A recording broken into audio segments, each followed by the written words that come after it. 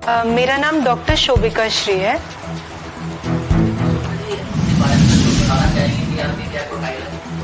मैं basically Andaman Nicobar island से belong करती हूँ और करेंटली अभी मैं मेडिकल ऑफिसर हूँ नोटो में, national organ and tissue transplant organisation. ये सफदरजंग हॉस्पिटल कॉम्प्लेक्स के अंदर आता है।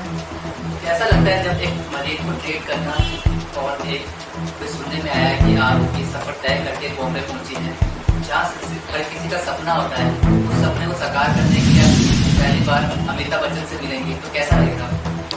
हॉस्पिटल में काम करना काफ़ी डिफरेंट सा एक्सपीरियंस होता है और फर्स्ट टाइम ये एक अपॉर्चुनिटी मिला है कि कौन बनेगा करोड़पति में जाने का मौका मिल रहा है, अमिताभ बच्चन सर से मिलने का मौका मिल रहा है।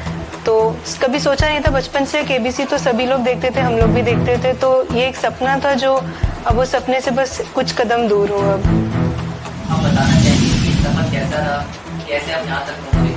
क्योंकि कहते हैं ना कि सफर को तय करने के लिए एक जुनून और जज्बा होना चाहिए। वो किसका साथ मिला और कैसे विचार आया कि आपको वहाँ जाना चाहिए? पिछले साल जब कौन बनेगा करोड़पति चल रहा था तो हम लोग सब साथ में बैठ के टीवी में देखते थे। तब जब क्वेश्चंस आते थे तो लगता था कि कुछ चीज़ें आती है, सिंपल है, क्वेश्चन आंसर्स आते हैं। तो जब ये साल उसकी रजिस्ट्रेशन स्टार्ट हुई अप्रैल में, तो बस रैंडमली ऐसे मैंने वो ऐप होता है सोनी लिव ऐप, उसको डाउनलोड किया और मैंने रजिस्ट्रेशन किया। तो एवरीडे क्वेश्चंस आते थे, 10 या 12 दिन के मतलब करीब हर दिन क्वेश्चंस आते थे 9 बजे के टाइम रात को। तो वो मैं हर दिन सॉल्व करती थी, हर दिन उसका आंसर भेजती थी।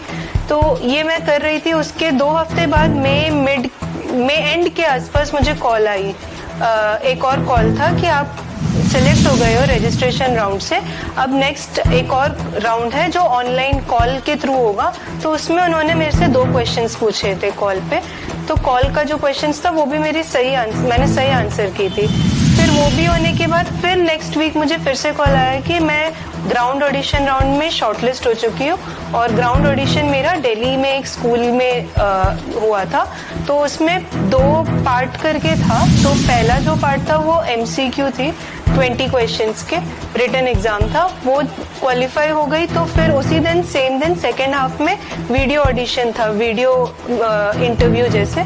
तो उसमें उन्होंने मेरे से पर्सनल क्वेश्चंस पूछे, मेरे जॉब के बारे में, मेरे फैमिली के बारे में, अंडमान निकोबार आइलैंड्स के बारे में जहाँ से मैं आती हूँ, और उसके अलावा कुछ जनरल नॉलेज के क्वेश्चंस भी पूछे थे। कोई डॉक्टर बनना चाहता है, कोई इंजीनियर, हर कोई अपने प्रोफाइल में परफेक्ट होता है। आपने कुछ विचार आया था कि आपको वहाँ जाना चाहिए, अगर आप वहाँ जाती है, आप प्राइज मनी, प्रथम एजेंडा और हमारे जो मीडिया कर्मी दुआ करेंगे आप अच्छी प्राइज मनी जीते।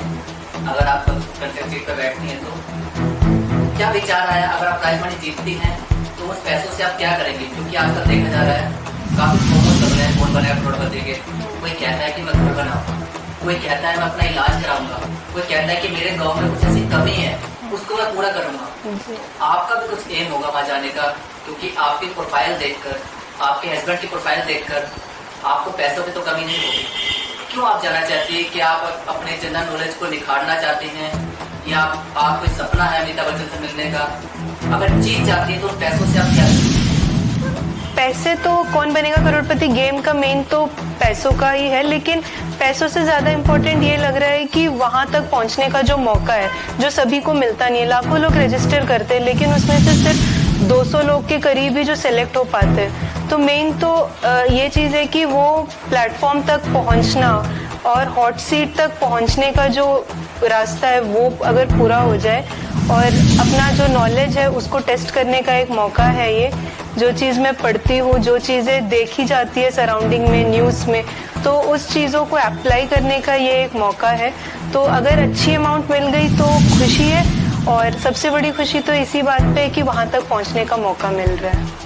एक सवाल मेरा रहेगा मैम, जैसे कि एक ऑप्शन आता है कि आप कोई सवाल का जवाब नहीं दे पाए जी, तो वहाँ पे आपको फोन करने का मौका मिलता है। क्या लगता है आप इतनी जनरल नॉलेज जानते हैं, उससे आपसे बड़ा कौन जनरल नॉलेज है आपका मौका दे सकता है, मतलब आपका सवाल करने? नहीं, सभी लोग, मतलब अब मैं ये नहीं बोलूँगी कि मुझे सब कुछ आता है, मेरी जनरल नॉलेज कंप्लीट है। तो काफ़ी सारे लोग हैं जो पढ़ाई करते रहते हैं, काफ़ी सारे लोग हैं जो न्यूज़पेपर एवरीडे रीड करने का उनका हैबिट ही रहता है। तो मेरे से भी और भी बहुत ज़्यादा ज्ञानी लोग भी होंगे तो अब मैं अपने फैमिली के साथ, अपने हस्बैंड के साथ डिस्कस करके हम 3 लोगों के नाम देने हैं हमें वीडियो कॉल अ फ्रेंड में। तो हस्बैंड के साथ डिस्कस करके अपने फैमिली और अपने फ्रेंड्स के जो सर्कल है उसमें से हम 3 लोगों को चूज करेंगे वीडियो कॉल अ फ्रेंड के लिए। क्वेश्चन दोबारा उसमें करूंगा, आपने भी पूरा जवाब दे दिया। अगर आप प्राइज मनी जीतती हैं जी, कहाँ यूज करें? ऐसे वो कहाँ यूज करेंगे, समाज सेवी में, घर में, कहीं बाहर? अगर प्राइज मनी, जैसे अभी हमारा सिचुएशन ये है कि मैं दिल्ली में रहती हूँ, मेरे हस्बैंड अंडमान में रहते हैं, तो हमारा आना जाना बहुत फ्रीक्वेंट होना पड़ता है क्योंकि अभी हमारी शादी होके 1 साल ही हुई है। तो हमारे फाइनेंशियल स्टेबिलिटी हो जाएगा क्योंकि हमारा खर्चा ज़्यादातर आने जाने में हो जाता है और हमने कुछ लोन भी ले रखी है, तो उसका भी लोन पूरा करने के लिए ये पैसे हमारे लिए काफ़ी मदद करेगी। लास्ट क्वेश्चन होगा, कैसा लगेगा जब आप एक डॉक्टर की सीट पर बैठती हैं और आप आने वाले समय में और सीट पे बैठे? और सीट पर बैठती दोनों सीटें अलग होगी जी। वहाँ पर भी आपकी पढ़ाई काम आएगी, यहाँ पर भी जनरल नॉलेज काम आएगी। कैसा? जी, दोनों कंपैरेबल तो वैसे होंगे नहीं क्योंकि डॉक्टर का कुर्सी में बैठना वो एक नोबल कॉज हम कर रहे होते हैं और हॉट सीट में बैठना तो एक सपना है जो लाखों लोगों के सपना है। मेरा भी सपना है, बचपन से सपना है, मेरे साथ साथ मेरे पूरे घर वालों का सपना है। तो हॉट सीट को जैसे बोलते हैं, अब सोच के भी डर लगता है कि वहाँ जब बैठूंगी तो कैसा होगा, जब अमिताभ बच्चन सर को देखूंगी तब कैसा होगा, उनसे बात करने कैसा डर लगेगा, एक्साइटेड रहूंगी या कैसे। लेकिन काफ़ी अभी तो एक्साइटेड हूँ, पढ़ाई भी कर रही हूँ ताकि जो फास्टेस्ट फिंगर राउंड से हॉट सीट तक का जो जर्नी है वो जल्द से जल्द पूरा हो जाए। चलिए चलते चलते मेरा last question, doctor Nitin Saket ji की बात करें, वो आपके हस्बैंड हैं। जी, मैं उनको जितना जानता हूँ, हॉस्पिटल में रहते रहते उन्होंने पढ़ाई करके IAS का सपना पूरा किया। जी। क्या लगता है उनका साथ मिलेगा, क्वेश्चन कुछ जनरल नॉलेज उनसे सीखने को मिलेगी? उनसे तो जब से शादी हुई है तब से हमारी, क्योंकि हम पढ़ाई की बातें डिस्कस करते रहते हैं और जब से ये कौन बनेगा करोड़पति का जर्नी जो रजिस्ट्रेशन से शुरू हुई है उससे भी पहले से एक्चुअली जो पढ़ाई करने का जो इंस्पिरेशन होता है वो तो उन्हीं से मिली है कि वो हम दोनों डिस्कस भी करते हैं हर चीज़, न्यूज़ में भी जो चलता है वो भी हम डिस्कस करते हैं। तो एक मेजर रीज़न तो वही है क्योंकि अगर मैं उनसे नहीं डिस्कस करती ये सब चीज़ें तो मुझे खुद के ऊपर डाउट होता, अपने नॉलेज के ऊपर डाउट होता, लेकिन वो डाउट कभी वो आने नहीं दिए। उन्होंने हमेशा इंस्पायर किया, हमेशा मोटिवेट किया।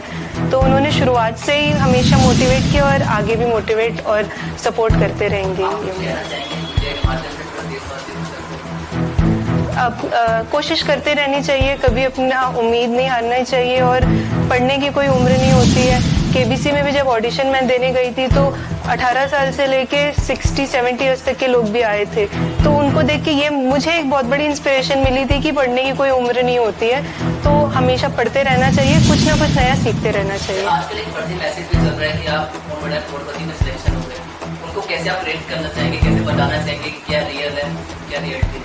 नहीं, जो व्हाट्सएप और बाकी सोशल मीडिया साइट्स में काफ़ी सारे फेक मैसेजेस आजकल आते हैं कि आप कितने अमाउंट जीत चुके, आप सेलेक्ट हो चुके, तो ये सब चीज़ों में जाना नहीं चाहिए। आपको अगर उनसे जो अथॉरिटी है उनसे प्रॉपर कॉल आता है तो उसी पे विश्वास करना चाहिए और उनसे क्रॉस चेक करना चाहिए।